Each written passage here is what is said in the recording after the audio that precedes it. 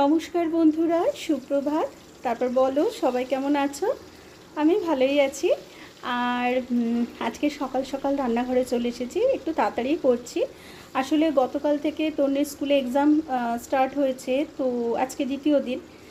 তো মেয়ে বেরোবার আগে খেয়ে বেরোবে একেবারে, যেহেতু সেকেন্ড হাফে পরীক্ষা, একটু সময় পেয়েছি। তো চলো আগে রান্নাবান্নাটা সেরে নিই, তারপর তোমাদের সাথে গল্প করছি।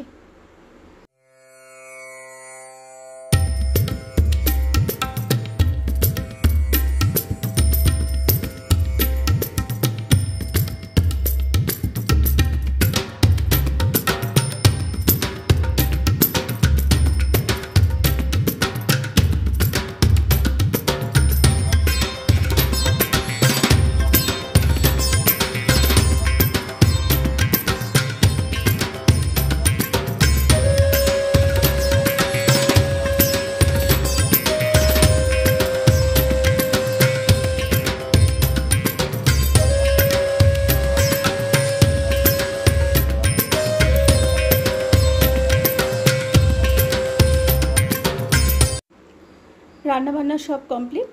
আর এদিকে যেহেতু ও পরীক্ষা দিতে যাবে, তো বাসি ঘরে তো আর বার করবো না, সেই জন্য আমার ঘরটারও সব মোছা হয়ে গেছে। তো এখন ওর চুলটা বেঁধে দিলাম।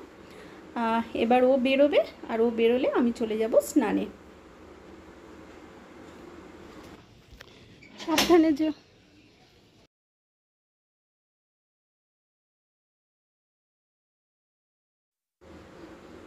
দুপুরের পর চলে এলাম একেবারে। এখন ঠিক রাত্রির হয়নি, আজকে একটু তাড়াতাড়ি এসেছি রান্নাঘরে। আর আজকে রাতের রান্নাটা মানে অন্যদিন কি করি 9টা সাড়ে 9টায় করি, তো আজকে একটু আগে আগে হাত লাগিয়েছি। আসলে আজকে করছি মুসুর ডালের বড়া দিয়ে তরকারি করব, আর তার সাথে একটু পরোটা করব। এবার মুসুর ডালটা ভিজিয়ে রেখেছিলাম, বাটা তো হয়নি, সেই কারণেই তাড়াতাড়ি করে এলাম রান্নাঘরে। আর তন্নি পড়াশুনো করছে, দুটো পরীক্ষা হলো, আগামীকাল আর একটা আছে। তরকারিটা করে নিই, তারপরে পরোটা করব। আটা মাখা হয়ে গেছে।